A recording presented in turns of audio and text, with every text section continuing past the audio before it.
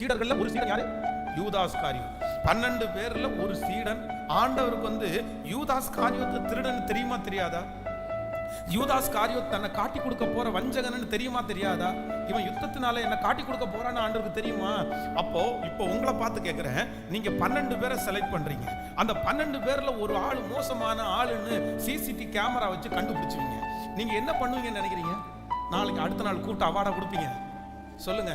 இல்ல அடுத்த நாள் கூப்பிட்டு பிரதர் உங்களுக்கு இன்கிரிமெண்ட் கொடுத்துருக்கு அப்படியே சொல்லுவீங்க? கேட்கல பிரதர், சூப்பரா செய்றீங்க பிரதர், ரொம்ப நல்லது பிரதர், எங்களுக்கு 12 பேர்ல ஒருத்தர் இப்படி கேள்விப்பட்டோம், தேவைப்பட்டுச்சு, நீ வந்தீங்க அப்படியே சொல்ல போறான். முதல் வேலையா என்ன பண்ணுவோம் தெரியுமா?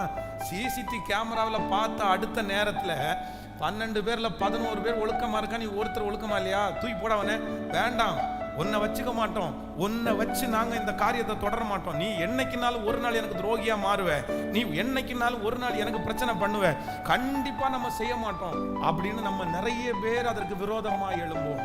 ஆனா ஆண்டவராகிய இயேசு கிறிஸ்து யூதாஸ் காரியோத்து துரோகி என்று அறிந்திருந்தோம், அவன் திருடன் என்று அறிந்திருந்தோம், தன் கூடவே அந்த முள்ள என்ன பண்ணினார் அப்படின்னு சொன்னா வைத்திருந்தார். இன்றைக்கு இங்க இருக்கிற யாரோ ஒருத்தருக்கு ஆண்டவர் தெளிவா பேசுறாரு. நீங்க திமிராதீங்க, நீங்க திணறாதீங்க, நீங்க திமிராதீங்க, நீங்க திணறாதீங்க. நிறைய குடும்பங்கள் இன்னைக்கு உடைந்து கிடக்குது. இன்னைக்கு நிறைய மனைவி தாழ்ந்து போறதுக்கு என்ன சிஸ்டர் காரணம்?